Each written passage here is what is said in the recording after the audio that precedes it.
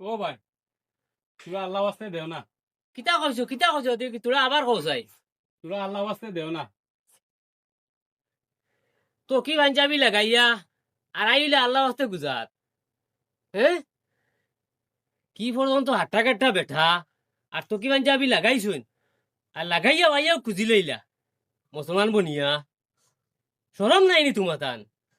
কলিয়া লাগাইলা তকি লাগাইলাই লাগাইয়া আইয়া আল্লাহর রাস্তা ইয়া খুঁজি লইলাই। হ্যাঁ, আর তাতে ফাও আছে রুজু করি খাও না।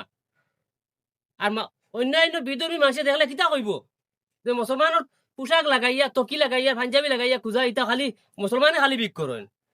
হ্যাঁ, এক পরিচয় বানাই লাইছো তকি পাঞ্জাবি বিক করতে হইলো তকি পাঞ্জাবি লাগে।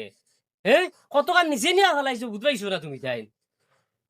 অন্যান্য বিধর্মী মানুষে আর দিকানি লাগতো না এন কোন ধর্মের মানুষ, কারণ তকি পাঞ্জাবি লাগাইয়াও তুমি পরিচয় দিলাইছো যে মুসলমান বিকারি।